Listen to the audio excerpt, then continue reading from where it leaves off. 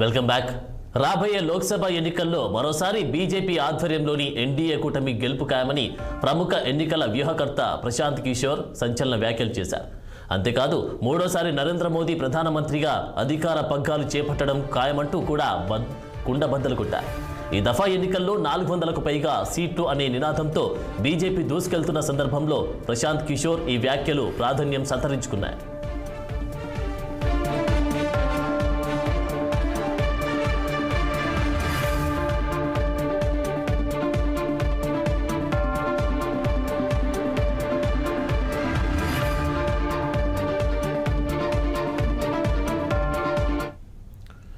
తెలంగాణలో BJP first లేదా second ప్లేస్లో ఉంటుందని ప్రశాంత్ కిషోర్ చెప్పడం ప్రాధాన్యం సంతరించుకుంది.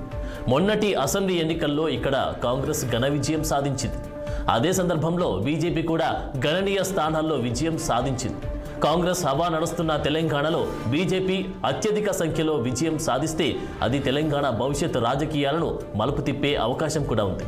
అసెంబ్లీ ఎన్నికల్లో స్థానిక అంశాలు కీలక పాత్ర వహించినప్పటికీ లోక్సభ ఎన్నికల విషయానికి వస్తే తెలంగాణ ఓటర్లు జాతీయ అంశాలను కూడా దృష్టిలో పెట్టుకునే అవకాశం ఉందని ప్రశాంత్ కిషోర్ వ్యాఖ్యలు సూచిస్తున్నారు.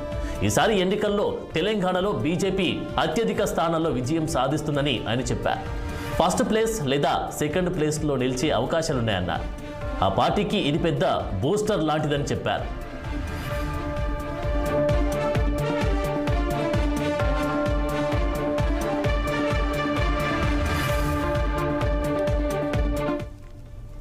తృణమూల్ కాంగ్రెస్ కంచుకోటగా ఉన్న బెంగాల్ ఈ ఎన్నికల్లో బీజేపీ నెంబర్ 1 పార్టీగా అవతరించే అవకాశం ఉందని ప్రముఖ ఎన్నికల వ్యూహకర్త ప్రశాంత్ కిషోర్ జోషం చెప్పారు.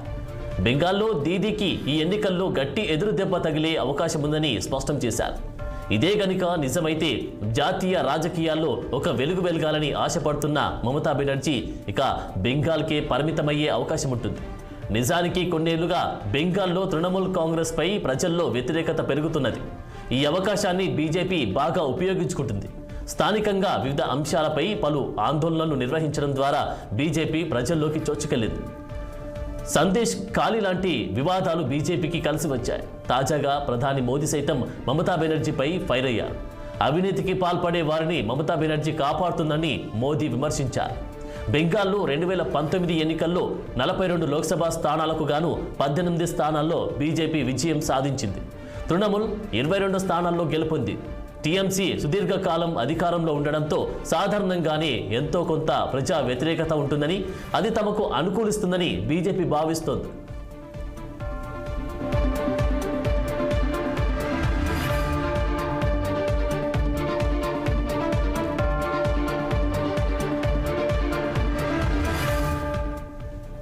ప్రస్తుతం దేశంలో భారతీయ జనతా పార్టీకి తిరుగులేని ఆధిపత్యం ప్రదర్శిస్తుందని ప్రశాంత్ కిషోర్ అన్నారు. ఒడిశాలో కూడా బీజేపీ ఎక్కువ సీట్లు గెలుచుకుంటుందన్నారు. ఆయన అంచనాల ప్రకారం ఒడిశాలో కూడా బీజేపీ నెంబర్ 1 ప్లేస్లో నిలిచే అవకాశాలున్నాయన్నారు. తూర్పు భారత్లో ఉనికి చాటుకోవడానికి బీజేపీ ఏళ్లుగా కృషి చేస్తోంది. ఆ కృషి ఫలిస్తున్న సూచనలు ఇప్పుడు కనిపిస్తున్నాయి. రానున్న ఎన్నికల్లో బీజేపీ ఈ ప్రాంతంలో సానుకూల ఫలితాలు వచ్చే అవకాశం ఉందని ప్రశాంత్ కిషోర్ అన్నారు. పశ్చిమ బెంగాల్, ఒడిశా నుంచి మంచి ఫలితాలను సాధిస్తుందని చెప్పారు.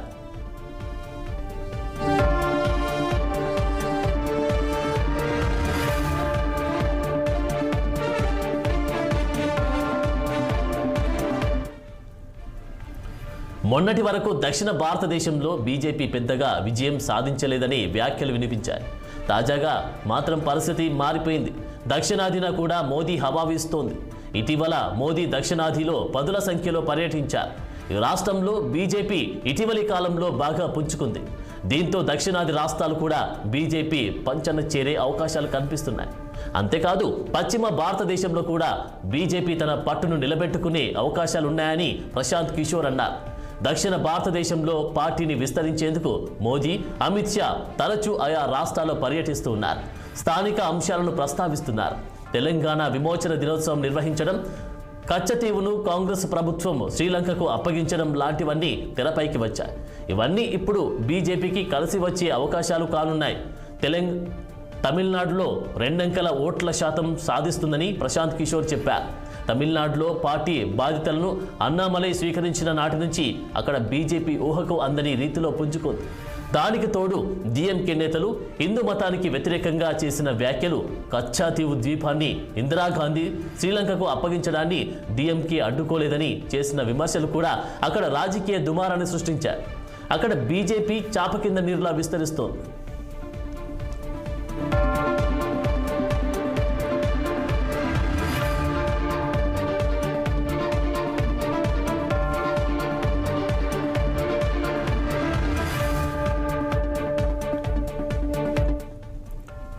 కేంద్రంలో ప్రభుత్వాన్ని ఏర్పాటు చేసేందుకు ఏ పార్టీకైనా కూడా హిందీ బెల్ట్ రాష్ట్రాల్లో విజయమే కీలకంగా మారింది.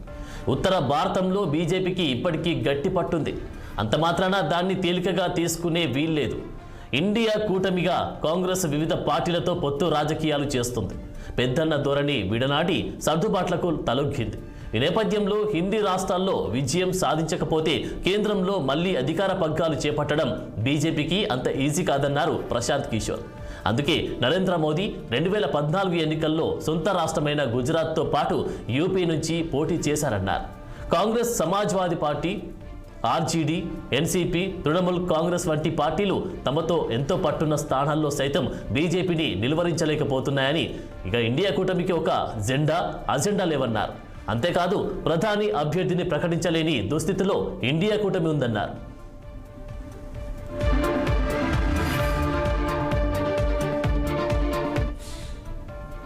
బీజేపీకి బాగా పట్టున్న పశ్చిమ, ఉత్తరాది రాష్ట్రాల్లోని కనీసం 100 సీట్లలో ఆ పార్టీని విపక్షాలు, మరి ముఖ్యంగా కాంగ్రెస్ పార్టీ ఓడించగలిగితేనే కమలనాథులకు ఆశగా తాకుతుందని, కానీ అలా జరిగే అవకాశం లేదని ప్రశాంత్ కిషోర్ కుండబద్దలు కొడుతున్నారు. కాంగ్రెస్ పోరాడాల్సి ఉంది ఉత్తరప్రదేశ్, బీహార్, మధ్యప్రదేశ్ వంటి రాష్ట్రాల్లో అయినప్పటికీ ఆ పార్టీ నాయకులు పర్యటిస్తున్నది మాత్రం మణిపూర్, మేఘాలయ వంటి రాష్ట్రాల్లో అని వ్యాఖ్యానించారు. ఇలా అయితే గెలుస్తారు అంటూ ప్రశాంత్ కిషోర్ నిలదీశారు. ఒక కేరళలో గెలిస్తే దేశమంతా గెలిచినట్టు కాదు. యూపీ, బీహార్, మధ్యప్రదేశ్లో గెలవనప్పుడు ఒక వయనాడ్లో గెలవడం వల్ల ఉపయోగమేమీ ఉండదని అంటున్నారు. ఇక అమేఠీని వదులుకోవడం ఒక తప్పుడు సందేశాన్ని పంపుతుంది అని ప్రశాంత్ కిషోర్ వ్యాఖ్యానించారు.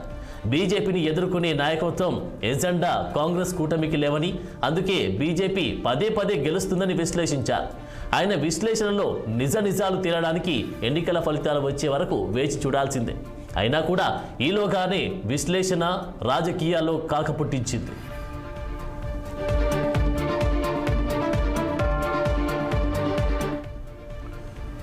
ఇది వాల్టి బిగ్ స్టోరీ. మరొక ఎపిసోడ్లో మళ్ళీ కలుద్దాం. నమస్కారం.